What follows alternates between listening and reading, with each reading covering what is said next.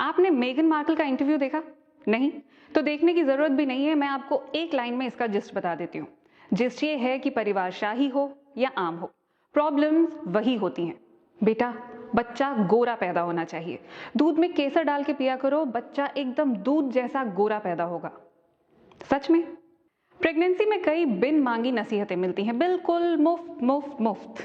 जैसे कि ये कि प्रेगनेंसी में सीढ़ियां नहीं चढ़नी चाहिए, और स्विमिंग वो तो बिल्कुल नहीं करनी चाहिए, और सेक्स वो तो हरगिज नहीं करना चाहिए। तो चलिए आज बात करेंगे प्रेगनेंसी में मिलने वाली इन बेसिर पैर की नसीहतों के बारे में।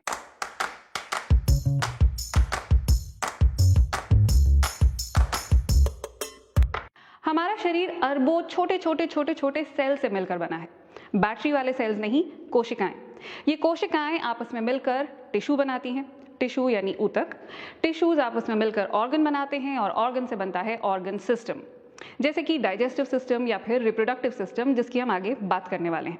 तो फिर से लौटते हैं सेल्स की तरफ। क्या आप जानते हैं कि इंसानी शरीर में सबसे छोटा और सबसे बड़ा सेल कौन सा होता है? इंसानी शरीर में सबसे छोटा सेल होता है स्पर्म, और सबसे बड़ा ओवम या फिर एग। स्पर्म यानी शुक्राणु भले ही छोटे होते हैं, लेकिन ये 1 मिनट में अपने आकार से कई 100 गुना का सफर तय कर सकते हैं। इजैकुलेशन के दौरान 1 अरब से भी ज्यादा स्पर्म निकलते हैं, लेकिन इनमें से जो सबसे पहले अंडे तक पहुंचता है वही उसे फर्टिलाइज कर पाता है। फर्टिलाइजेशन के कुछ 30 घंटे बाद एग 1 से 2 सेल्स में तब्दील हो चुका होता है। फिर धीरे धीरे 2 से 4, 4 से 8 और 8 से 16 सेल्स बनते हैं।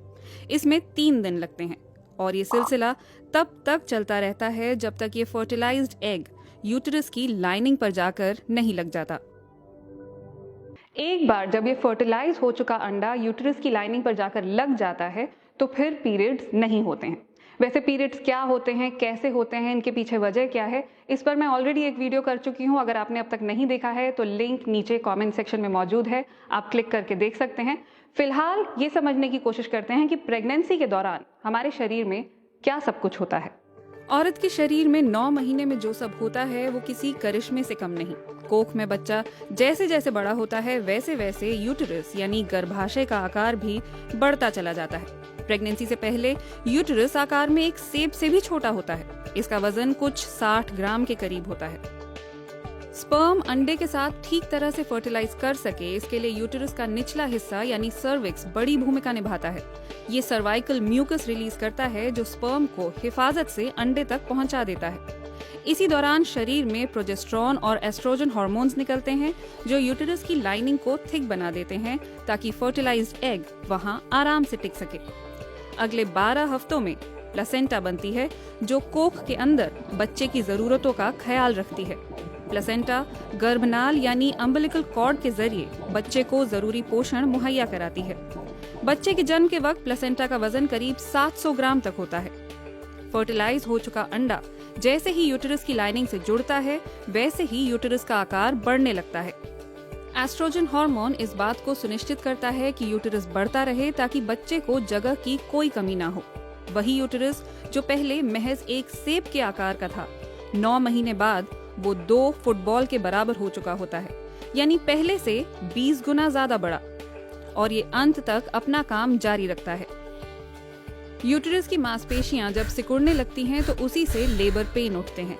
इसे कॉन्ट्रैक्शन कहा जाता है, और इस कॉन्ट्रैक्शन के कारण ही बच्चा आराम से बाहर आ पाता है। जन्म के बाद यूटेरस को अपने असली आकार तक लौटने में 6 हफ्ते तक का वक्त लगता है। ये हर दिन 1 सेंटीमीटर तक सिकुड़ती है, और इन 6 हफ्तों के दौरान लगातार ब्लीडिंग होती रहती है। यानी आपका शरीर जो है वो प्रेगनेंसी खत्म होने के बाद भी लगातार काम पर लगा रहता है। इसीलिए जरूरी होता है कि प्रेगनेंसी के दौरान और डिलीवरी के बाद भी अपना पूरा ध्यान रखा जाए। लेकिन ध्यान रखने का मतलब ये नहीं है कि आप चलना फिरना ही बंद कर देंगी। प्रेगनेंसी के पहले 12 हफ्ते सबसे अहम होते हैं। जैसा कि आपने कुछ देर पहले भी देखा, इस दौरान सेल्स मल्टीप्लाई कर रहे होते हैं। अभी इन्होंने बच्चे का आकार नहीं लिया होता है और 80% मिसकैरेज इन पहले 3 महीनों में ही होते हैं। इसलिए कहा जाता है कि संभल कर चलो, ज्यादा दौड़ भाग मत करो।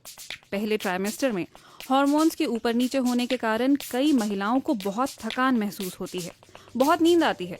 अगर आपके साथ भी ऐसा है तो बेशक सोइए, अपने शरीर की सुनिए, आराम कीजिए।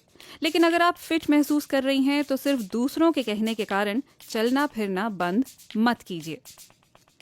दूसरा ट्राइमेस्टर यानी चौथे से छठा महीना सबसे आसान माना जाता है। इस दौरान आप एक्सरसाइज, योग या स्विमिंग शुरू कर सकती हैं, लेकिन हाँ, कीजिए वही जिसकी आपके शरीर को आदत है। कुछ नया ट्राई मत कीजिए। अगर पहले वॉक करने की आदत रही है तो वॉक कीजिए। कुछ औरतें तो बिना किसी दिक्कत के जॉगिंग तक कर लेती हैं। वैसे प्रेगनेंसी में स्विमिंग करने की सलाह बहुत दी जाती है, क्योंकि पानी के अंदर शरीर पर ग्रेविटी का असर कम होता है, इसलिए थकान भी कम होती है। और स्विमिंग को तो आप 40वें हफ्ते तक भी जारी रख सकती हैं।